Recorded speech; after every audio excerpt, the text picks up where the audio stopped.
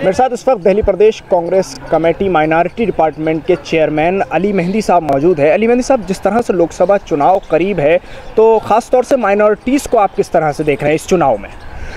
देखिए, चाहे माइनॉरिटीज़ हों, चाहे दलित हों, किसान हों, महिला हों, जो भी पीड़ित वर्ग है वो सब एकजुट होके राहुल गांधी जी की आवाज़ में आवाज़ मिलाने लगा है।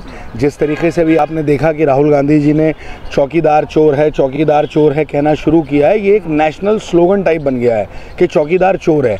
आज इनके ऊपर इतना असर हुआ है चौकीदार चोर है का कि उन्होंने एक ये लेना शुरू कर दिया कि मैं भी चौकीदार। क्या है ये?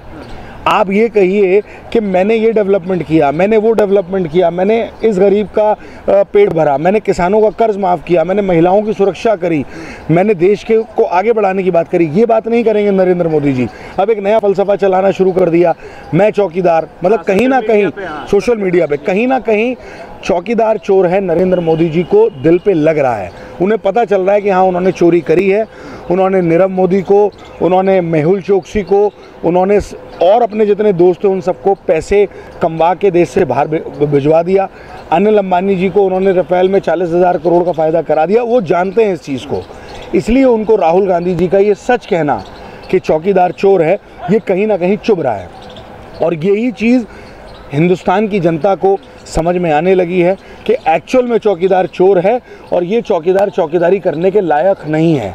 अगर इस मुल्क को कोई बचा सकता है, इस मुल्क को कोई बढ़ा सकता है, इस मुल्क को कोई एक अलग लेवल पे लेके जा सकता है, जो 5 सबसे ताकतवर मुल्क हैं उनमें अगर ला सकता है तो उस शख्स का नाम राहुल गांधी है और कोई नहीं है।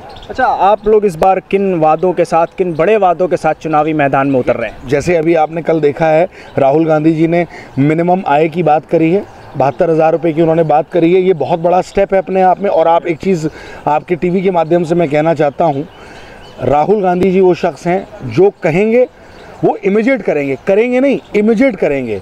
उन्होंने कहा कि राजस्थान, मध्य प्रदेश और छत्तीसगढ़ के अंदर अगर हमारी सरकारें आईं तो हम किसानों का कर्जा माफ़ करेंगे। उन्होंने किसानों का कर्जा 1 हफ्ते के अंदर माफ़ किया।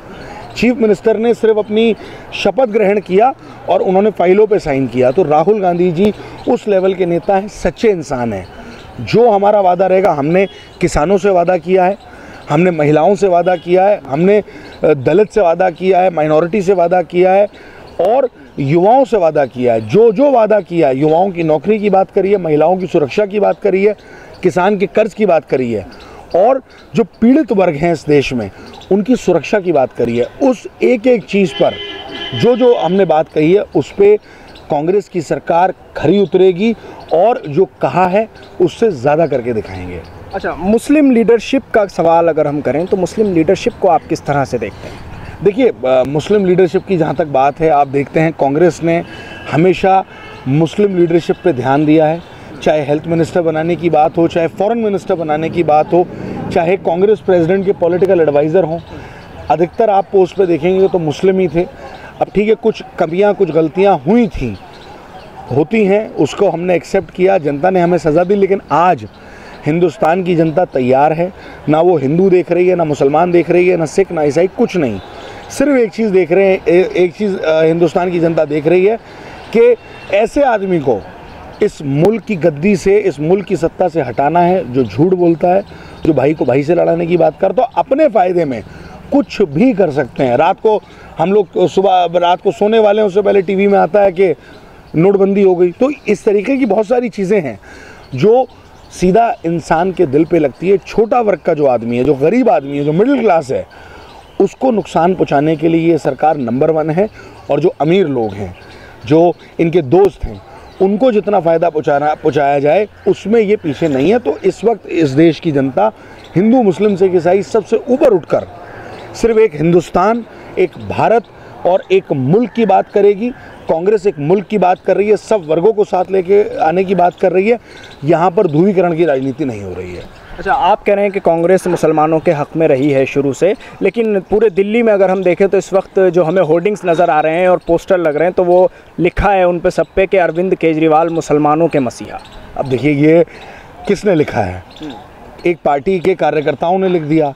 इसका क्या मतलब है कि कहीं ना कहीं खौफ है उन पार्टी के लीडरों को कहीं ना कहीं खौफ है। हम तो नहीं लिख रहे, मैं माइनॉरिटी डिपार्टमेंट का अध्यक्ष हूँ, मैंने तो नहीं लिखा कहीं कि मुसलमानों के मसीहा राहुल गांधी, क्योंकि मुझे पता है कि राहुल गांधी हर वर्ग के मसीहा हैं, हर वर्ग की बात करते हैं, चाहे वो माइनॉरिटी हो, चाहे वो दलित हो, चाहे वो महिलाएं हों, हर किसी के साथ राहुल गांधी है। कांग्रेस का हाथ सबके साथ है। यहाँ कोई ये एक गलत परसेप्शन बना देते हैं कि एक वर्ग के साथ है, नहीं। एक स्टेटमेंट था, उसको उल्टा सीधा करके राहुल जी के स्टेटमेंट को उल्टा सीधा कर दिया गया, कांग्रेस मुसलमानों की पार्टी है। नहीं, कांग्रेस सबकी पार्टी है। उसमें जब इस मुल्क की, हिंदुस्तान की, इस देश की पार्टी है तो उसमें सब आते हैं, यहाँ प्यार मोहब्बत से सब रह रहे हैं। तो ये बात कि उन्होंने पोस्टर में लगा दिया कि मुसलमानों के मसीहा, क्या मुसलमानों के लिए किया अरविंद केजरीवाल जी ने, किस चीज़ के मसीहा? हाँ बिल्कुल, वक्फ की ज़मीनों पे कब्जे हुए हैं, बेशक वो मसीहा हैं। आज कब्रिस्तान पे कब्जे हो गए, बेशक वो मसीहा हैं। मुसलमानों का जिक्र बजट में नहीं होता, बेशक वो मसीहा हैं। तो अगर इन सब चीज़ों से वो मसीहा होते हैं और उनके मुस्लिम नेता अगर इस चीज़ से खुश होते हैं तो खुश होने दीजिए, उनको क्या परेशानी है। अच्छा, तो एजुकेशन की बात वो करते हैं कि हम जो मसीहा हैं तो हमने एजुकेशन दी है, हमने तो मुसलमानों को भी एजुकेशन दी है। सरकारी स्कूलों की बात वो करते हैं कि हमने 400 से ज़्यादा स्कूल बना दिए। कहाँ आपको दिखे? कहीं इन दूरबीन लगा के भी देखेंगे तो कहीं देखने के लिए तैयार नहीं है। ये वही स्कूल हैं जो कांग्रेस की सरकार में, शीला दीक्षित जी की सरकार में कांग्रेस ने बनवाए थे। अब उनका मेंटेनेंस करने के लिए अगर आप दिखाओ कि 100 रुपये का मेंटेनेंस हम कर रहे हैं और कर 10 रुपये कर रहे हो, तो वहाँ भी ये घोटाला कर रहे हैं। तो ये बेकार की बात है कि हमने 400 स्कूल बनाए। मैं तो दूरबीन से देखने के लिए तैयार हूँ कि कौन से स्कूल बने, कौन से हॉस्पिटल्स नहीं बन गए, मुझे तो दिख नहीं रहे कहीं, इस दिल्ली की जनता को तो दिख नहीं रहे। तो ये पॉलिटिकल स्टंट्स हैं, चुनाव आ गया तो चुनाव में स्टंट्स हैं, हर आदमी बोलता है, ऐसा कुछ नहीं है। जो कांग्रेस ने दिल्ली के अंदर किया है उसकी मेंटेनेंस भी सही तरीके से नहीं हो पा रही है। आज दिल्ली जो सवरी है वो शीला दीक्षित जी की वजह से, कांग्रेस पार्टी की वजह से, सोनिया गांधी और राहुल गांधी जी का जो एक दिल्ली के लिए जो उन्होंने बजट दिए थे उसकी वजह से, और शीला दीक्षित जी ने जो काम किए हैं दिल्ली में, उसकी वजह से दिल्ली सुधरी है, ना कि किसी और की वजह से सुधरी है। ठीक, शुक्रिया। ये थे अली मेहंदी, दिल्ली प्रदेश कांग्रेस कमेटी माइनॉरिटी डिपार्टमेंट के चेयरमैन, जिनका कहना है कि इस वक्त दिल्ली के जो हालात हैं, दिल्ली जितनी सुधरी है वो कांग्रेस के ज़माने में सुधरी है। और इन्होंने निशाना साधते हुए आम आदमी पार्टी पर साफ तौर से ये कहा है कि अगर ख़ुद को मुसलमानों का मसीहा आम आदमी पार्टी बता रही है तो आम आदमी पार्टी इसका जवाब लाए कि मुसलमानों के लिए आम आदमी पार्टी ने किया क्या है। दिल्ली से कैमरा पर्सन नाजिम अली के साथ न्यूज़ मैक्स के लिए साहिल नकवी।